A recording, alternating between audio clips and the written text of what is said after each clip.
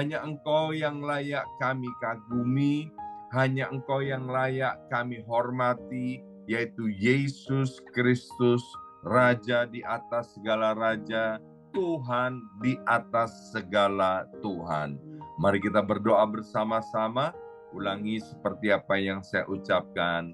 Bapa kami yang ada di dalam surga, dikuduskanlah namamu, datanglah kerajaan-Mu, jadilah kehendak-Mu di bumi ini seperti di dalam surga.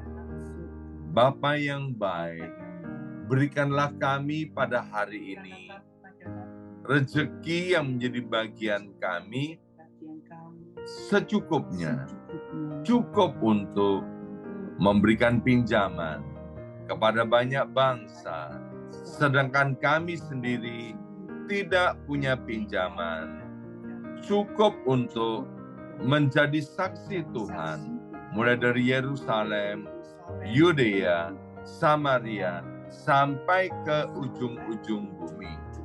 Cukup untuk menjadikan semua bangsa murid Kristus dan membaptis mereka dalam nama Yesus. Terima kasih Bapa untuk rezeki yang secukupnya, dan ampunilah dosa-dosa kami, ampunilah kesalahan kami, seperti kami pun mengampuni orang-orang yang bersalah kepada kami. Dan janganlah masukkan kami ini ke dalam pencobaan, tetapi bebaskanlah kami dari segala yang jahat, sebab Engkaulah yang empunya kerajaan, kuasa, dan kemuliaan sampai selama-lamanya. Dalam nama Tuhan Yesus, kami sudah berdoa. Haleluya, haleluya.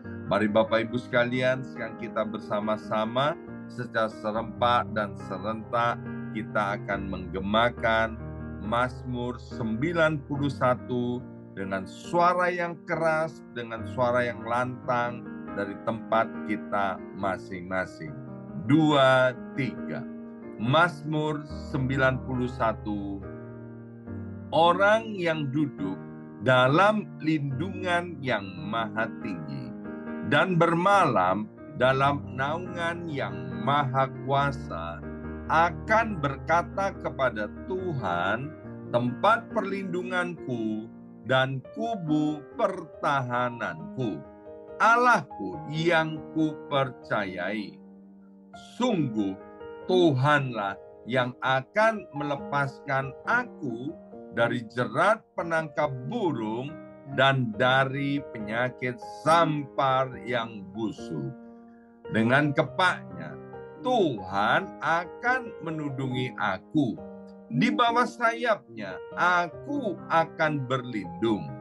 Kesetiaan Tuhan ialah perisai dan pagar tembok. Amin, amin, amin.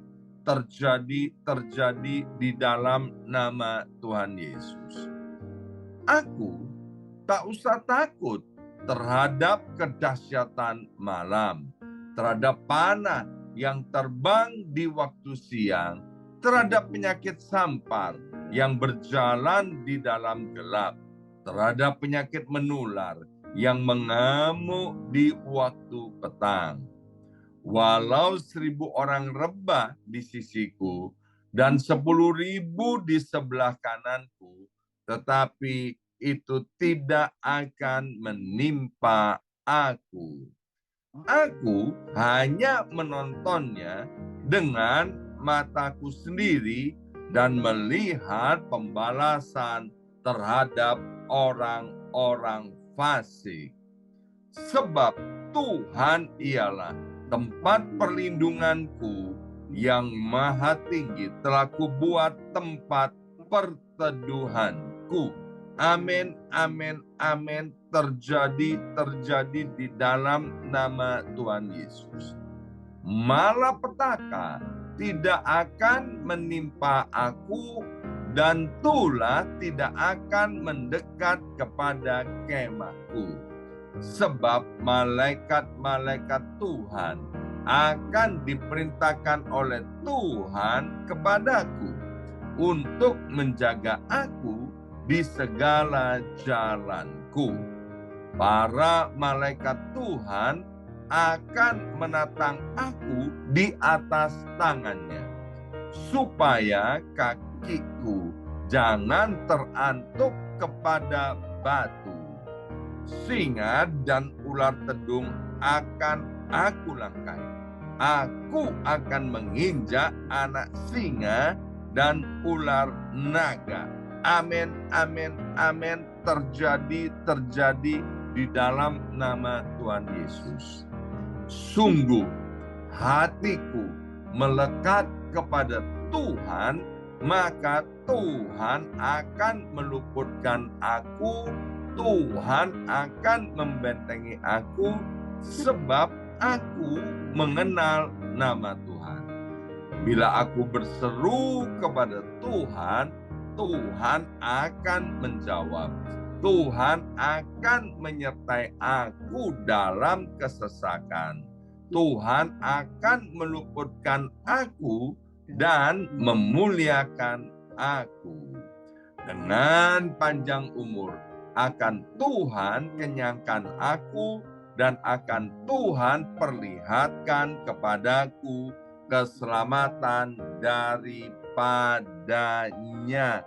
Amin, amin, amin. Terjadi di dalam nama Tuhan Yesus. Terima kasih ya Abba ya Bapa.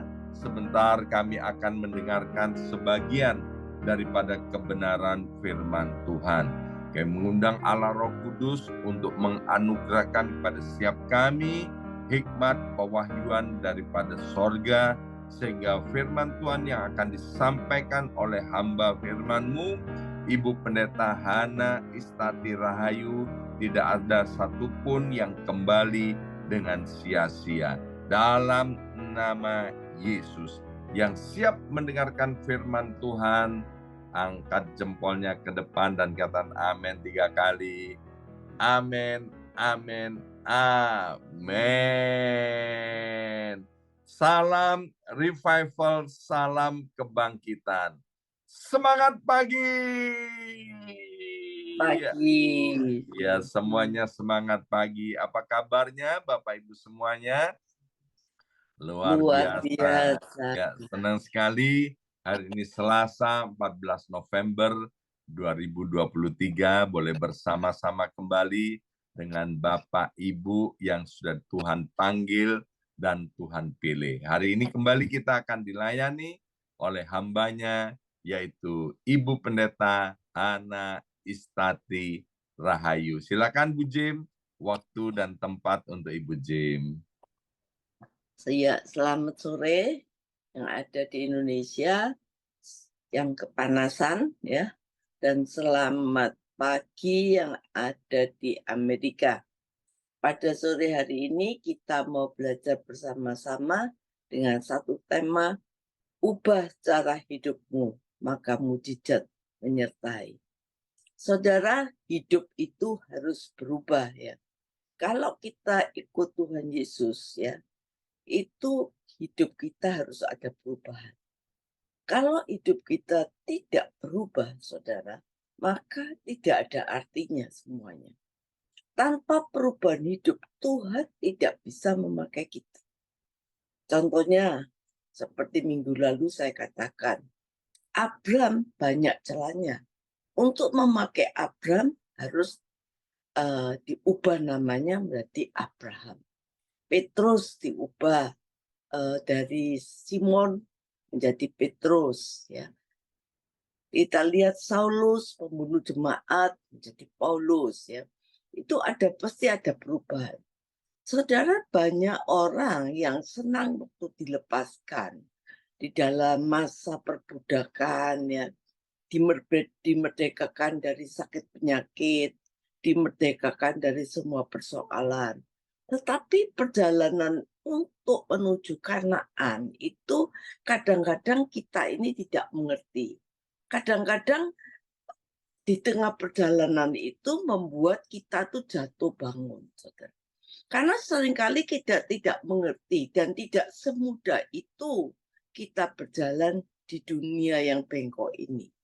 Kita harus ada pengalaman pribadi dengan Yesus. Kita harus ada perubahan total. Kita harus mempunyai banyak hal yang harus kita hancurkan. Supaya kita harus bisa diubahkan.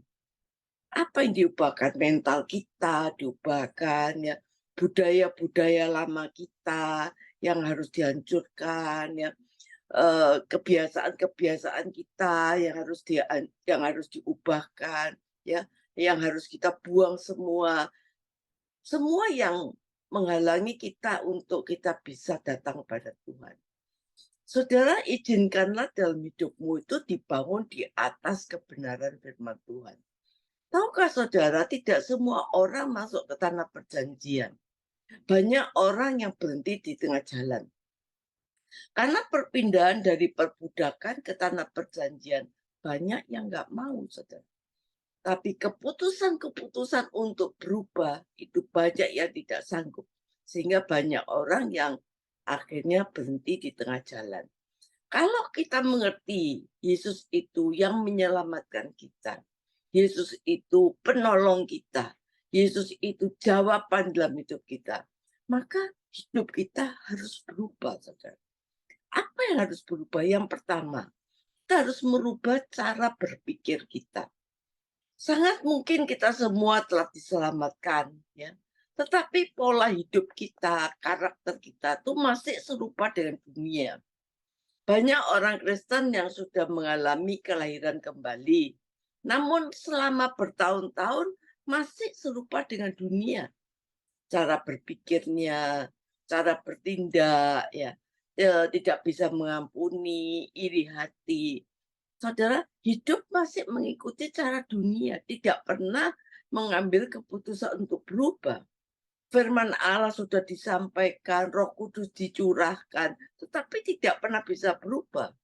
Saudara, untuk itu kita harus hidup banyak diisi oleh firman Tuhan, dengar firman Tuhan. Karena pikiran Allah itu adalah firman Tuhan. Pikiran Allah itu sesuatu yang besar. Pikiran Allah itu sesuatu yang dahsyat. Pikiran Allah itu sesuatu yang mustahil. Pikiran Allah itu sesuatu yang penuh kuasa. Filipi 4 ayat 8 berkata, pikirkan yang mulia, manis, yang sedap didengar, maka buahnya akan manis. Kalau kita pikirkan yang negatif, yang buruk, yang kotor, yang iri hati, saudara, maka kita jadinya sedikit-sedikit itu mudah emosi, mudah khawatir, mudah putus asa, mudah goyang imannya. Karena pikiran kita tidak diisi dengan pikiran Kristus.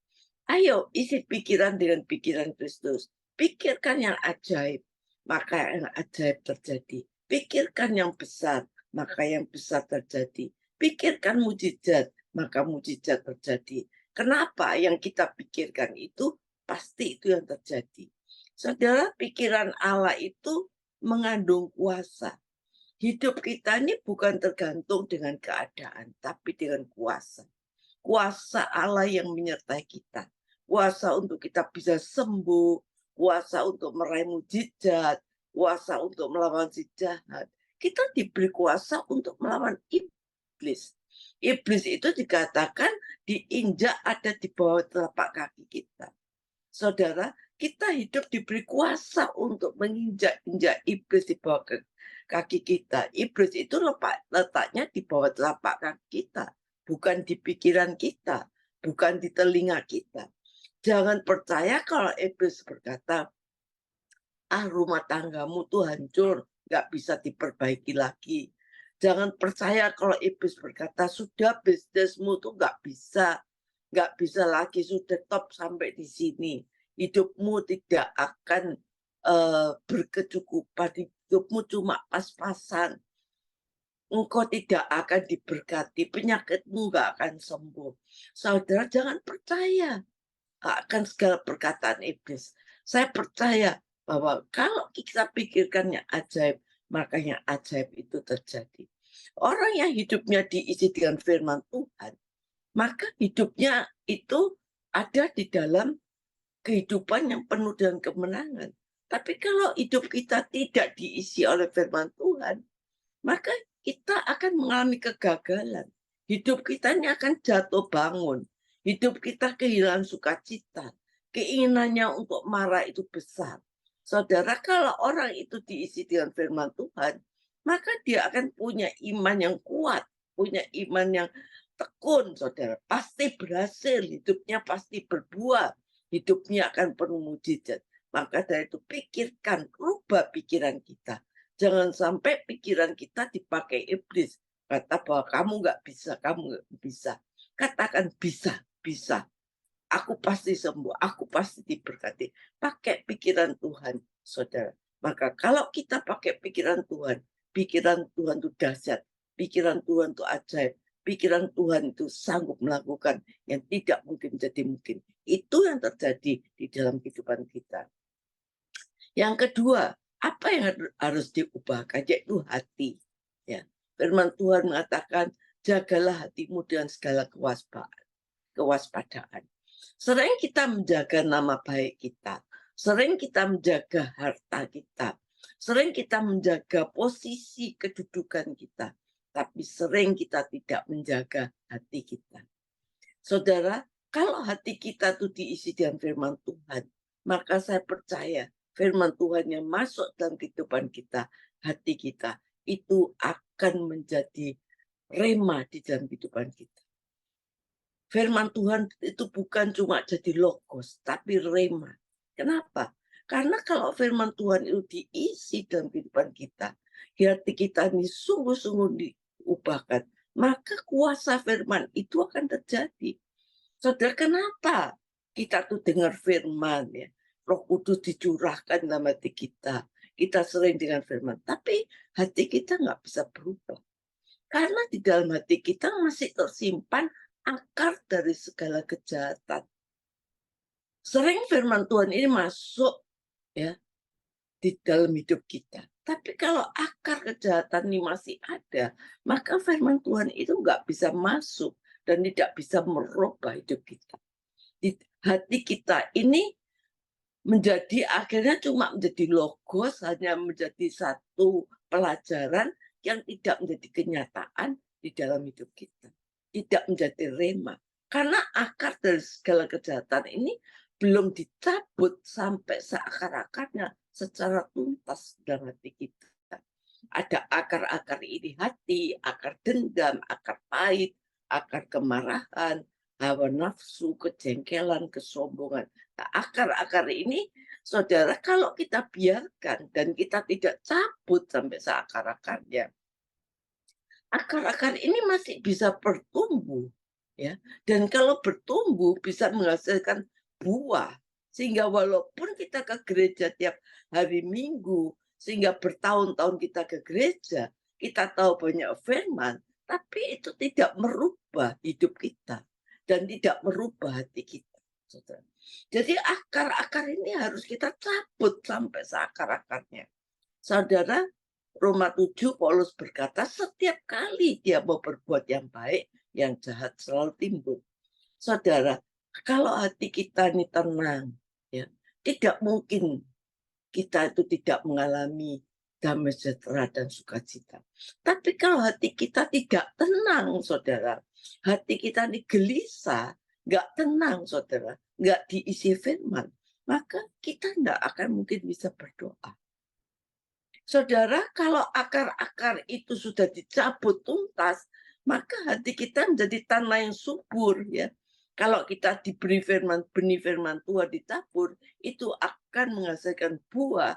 Otomatis kita akan tahu mana yang berkenan pada Tuhan, mana yang sempurna, mana yang tidak berkenan. Banyak orang Kristen tanya, aku ini boleh nggak ya? Merokok ini boleh nggak? Ini boleh nggak? Saudara, karena hatinya tidak tahu, masih ada hal-hal yang kotor sehingga tidak tahu. Tapi kalau hati kita nih, akar kita nih sudah dicabut sampai akar-akarnya, diisi firman Tuhan, firman Tuhan itu akan bertumbuh 30, 60, 100 kali ganda. Sehingga kita tahu mana yang boleh dan mana yang tidak boleh. Mana yang berkenan dan mana yang tidak berkenan. Mana yang menyenangkan hati Allah dan mana yang tidak menyenangkan hati Allah. Contohnya seorang muda yang kaya. Dia berlari-lari datang kepada Yesus. Berlutut di hadapan Yesus. Dia tahu segala perintah Allah. Ya, dia tahu segala perintah Allah. Anak muda ini berkata, "Guru, semua perintah Allah sudah saya lakukan sejak muda." Kelihatannya cukup rohani, kelihatannya luar biasa. Tetapi waktu Yesus memerintahkan sesuatu yang keras, "Pergilah, jualah apa yang kau miliki, bantu orang miskin, dan datanglah kemari ikutlah aku." Mendengar perkataan itu, anak muda ini menjadi kecewa, lalu pergi, sedih sebab banyak hartanya. Saudara, apakah Yesus berkata demikian? Ya, orang seperti ini dikatakan tidak layak masuk kerajaan Allah. Yesus berkata orang semacam ini nggak masuk, tidak bisa masuk kerajaan Allah. Saudara, apa betul ikut Yesus itu harus jual hartanya sehingga kita menjadi orang miskin ya? Saudara nggak punya apa-apa. Saudara, Yesus datang untuk memberikan hidup dan hidup kelimpahan. Tapi Yesus ingin melihat hati anak muda itu. Apakah hatinya itu pada Yesus atau hatinya itu pada sumber berkatnya. Kita lihat bagaimana waktu Tuhan Allah meminta Abraham mempersembahkan anaknya. Apakah benar-benar Allah itu minta anaknya untuk dipersembahkan? Tidak. Tapi Allah mencari hati Abraham. Apakah hatinya ini kepada berkatnya atau hatinya ini mengutamakan Tuhan di segala galanya. Saudara, hati ini perlu diubahkan karena apa? Hati ini sumber ketaatan. Kalau kita ingin perkara-perkara besar terjadi dalam hidup kita, ya, maka kita harus punya hati yang bisa menyenangkan hati Tuhan. Hati ini sumber ketaatan, saudara. Karena itu perlu diubahkan. Seringkali kita tidak bisa menerima perkara-perkara yang besar. Karena kita tidak bisa berjalan menyenangkan hati Tuhan. Kita hanya mengikuti jalan yang hanya menyenangkan daging kita. Tapi kita tidak menyenangkan hati Tuhan.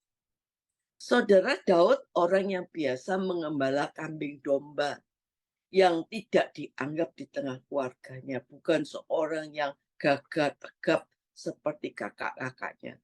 Tapi Daud mempunyai hati yang berkenan kepada Tuhan. Waktu dia dikejar-kejar musuh, Daud berkata, "Mulutku penuh dengan pujian." Waktu Daud jadi gembala domba ditolak oleh orang tuanya, dia berkata, "Tuhan adalah gembalaku." Dan Daud mengalami perkara-perkara besar. Dia orang yang menyembah Tuhan, menyenangkan hati Tuhan. Dengan modal kecapi, saudara, Daud diangkat menjadi raja. Karena dia seorang yang berkenan di hadapan Tuhan. Yang ketiga, apa yang perlu kita ubahkan? Perkataan kita.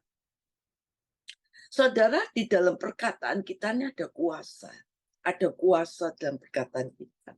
Firman Tuhan mengatakan mati hidup dikuasai oleh lidah. Siapa suka menggemakannya, ia akan memakan buahnya. Oleh karena itu perkataan kita ini harus positif. Perkataan kita ini bisa merubah keadaan kita. Mujizat itu ada di dalam mulut kita, tidak jauh. Mujizat itu tidak jauh, dekat dengan mulut kita, dia ada dalam mulut kita.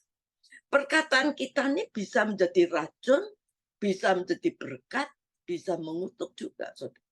Kalau ada orang berkata kepada kamu, kamu nggak mungkin bisa sukses. Penyakitmu nggak bisa sembuh. Kamu nggak mungkin bisa diberkati. Saudara, tolak, katakan bisa. Bisa. Saudara, katakan bisa. Saudara, hati-hati dalam kita berkata.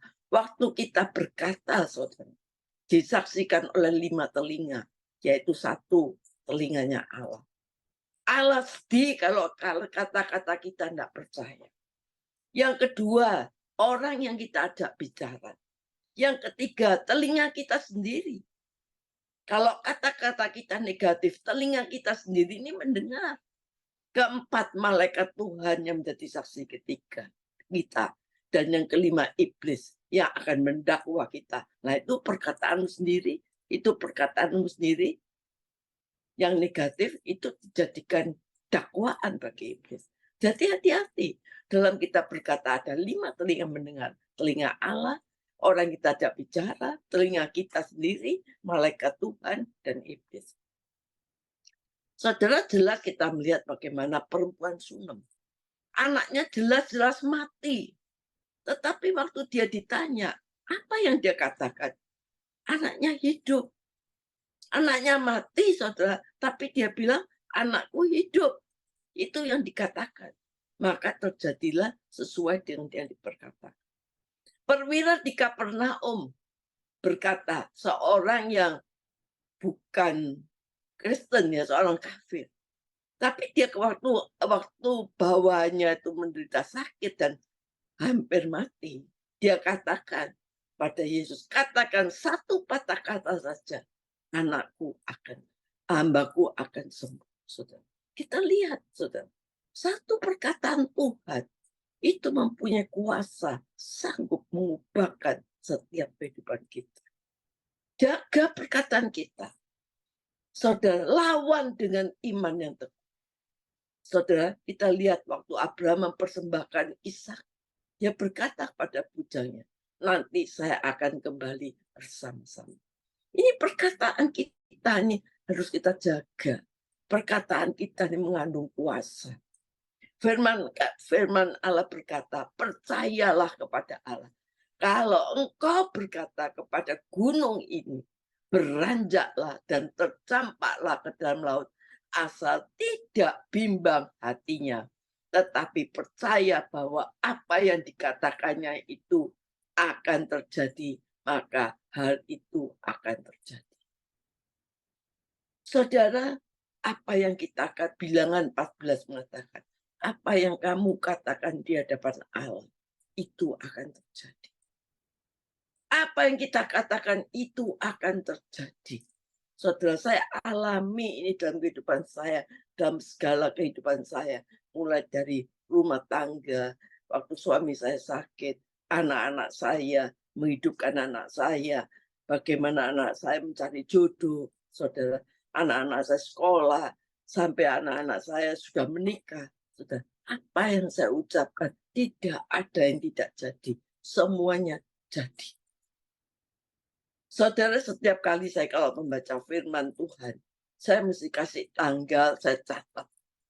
Ini tanggal ini Tuhan berbicara, ini jadikan rema dalam hidup saya. Dan semua yang saya catat sejak saya mengenal Tuhan, ya, tahun 1972 sampai saat ini 2023. Apa yang saya tulis yang menjadi rema, yang saya percaya, tidak ada yang tidak digenapi. Semua digenapi. Saudara, meskipun kantong kosong, katakan saya diberkati. Bangun tidur, katakan saya diberkati berlimpah-limpah. Walaupun kenyataan kantong kosong, katakan saya diberkati. Saudara, kata-kata itu seperti orang menabur. Saudara, dan orang menabur itu tidak tumbuh dalam waktu semalam. Saudara, waktu Allah berkata pada Abraham, engkau menjadi bapak bangsa. Saudara, itu terjadi 25 tahun kemudian.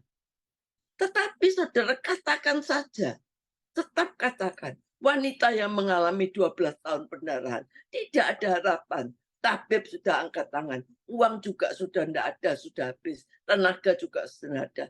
Tapi pikirannya dia diubahkan. Dia berharap dalam pikirannya. Hatinya diubahkan untuk percaya. Perkataannya dia ubahkan, dia ucapkan dengan penuh keyakinan. Asalku jamah jubahnya aku sembuh. Apa yang terjadi? Mujizat ada di dalam mulut kita. Wanita ini total sembuh. Saudara, ini firman Allah. Dicatat di dalam firman Allah. untuk menjadi teladan bagi kita, untuk kita percayai, saudara. Yang keempat, ayo ubah cara hidup kita. Yeremia 7 ayat 3. Beginilah firman Tuhan semesta alam. Perbaikilah tingkah langkahmu dan perbuatanmu. Maka aku mau diam bersama-sama kamu di tempat ini. Saudara, apa yang harus kita ubah? Cara hidup kita, langkah-langkah kita. Perbaikilah langkah-langkahmu dan perbuatanmu. Artinya, kalau kita betul-betul memperbarui langkah-langkah kita, tingkah laku kita, cara hidup kita, maka hidup kita beres dengan Tuhan, hidup kita berkenan pada Allah, hidup kita dalam kebenaran, tidak miring kiri dan ke kanan, hidup kita tidak bercela di hadapan Tuhan, maka janji Tuhan, aku akan diam bersama-sama kamu di tempat ini. Kalau Tuhan bersama-sama kita, saudara, apa yang perlu kita takutkan? Kalau Tuhan bersama-sama kita, mujizat, kemenangan, kebajikan, dan kemurahan itu akan mengikuti kita. Perlindungan Tuhan itu akan mengikuti kita. Seluruh Mazmur 91 itu terjadi dalam kehidupan kita. Saudara, kalau Allah bersama kita, maka kita mampu hidup kudus dan tidak bersalah. Saudara, manusia ini banyak kekurangannya, banyak celahnya, banyak cacatnya. Tapi kalau Allah itu menyertai kita, kekurangan kita ini akan diisi oleh Allah. Cacat kita ini akan diisi oleh Allah. Kita lihat bagaimana Nuh hidup di tengah-tengah dunia yang penuh dengan kejahatan. Hidup Nuh bukan seorang yang baik, hidup yang juga ada celahnya. Tapi karena dia seorang yang mempunyai hubungan yang intim dengan Tuhan, maka Nuh menjadi orang yang berbiasa. Saudara, memang kita ini orang biasa yang dipilih Allah, dipanggil Allah, tapi dijadikan Allah menjadi orang-orang yang luar biasa. Saudara, kita lihat tidak semua orang beribadah, tidak semua orang yang melayani Tuhan bisa menyenangkan hati Tuhan. Tetapi orang yang hidup dalam kekudusan sangat menyenangkan hati Tuhan. Bagaimana cara kita hidup kekudusan kalau Tuhan ada bersama dengan kita? Yang kelima, ubah cara kita melihat. Saudara, karena dalam melihat itu ada kuasa. Dalam memandang itu ada kuasa. Saudara, beberapa peristiwa yang dicatat di Alkitab, karena memandang bisa terjadi sesuatu buruk. Hawa, perintah Tuhan jangan makan buah pohon ini. Semua boleh dimakan, ini tidak boleh dimakan. Pohon pengetahuan baik dan jahat. Tapi apa? Hawa melihat. Dia melihat pohon itu. Tidak langsung makan, dia lihat. Lalu dilihat buahnya, tertarik, kemudian diambilnya dan dimakan. Saudara, lalu diberikan kepada Adam. Saudara, maka dari itu hati-hati kalau kita melihat. Sejak itu Tuhan mengusir dia dari Taman Eden dan tidak bisa masuk lagi. Kerub dengan pedangnya menyala menyambar menjaga jalan pohon kehidupan itu. Daud waktu berperang, waktu rakyatnya berperang, dia jalan-jalan di atas soto rumah. Dia melihat Batseba yang sedang mandi. Saudara, timbullah keinginannya bernafsu dan akhirnya Daud tidur dengan Batseba. Mengandunglah Batseba. Dan Daud jadi otak pembunuhan Uria suaminya. Dan hal ini dilakukan Daud adalah satu kejahatan di mata Tuhan. Karena apa? Karena memandang, saudara. Karena memandang. Istri Lot, waktu dia menoleh memandang ke belakang, dia menjadi tiang garam. Saudara, Daud berkata, aku melayangkan mataku ke gunung-gunung. Dari mana datangnya pertolongan? Pertolongan datangnya dari Allah, menjadikan langit dan bumi. Ia tidak akan membiarkan kakimu goyah. Tuhan penjagamu. Tuhanlah naunganmu. Saudara, Ayo kita melayangkan mata kita kepada Tuhan. Percaya kalau kita salah pandang, saudara, maka akibatnya akan sesuatu yang buruk terjadi. Kita lihat Bartimeus yang buta. Saudara, secara jasmani dia buta, secara rohani dia tidak buta. Matanya ketika tahu Yesus datang, matanya memandang pada Yesus.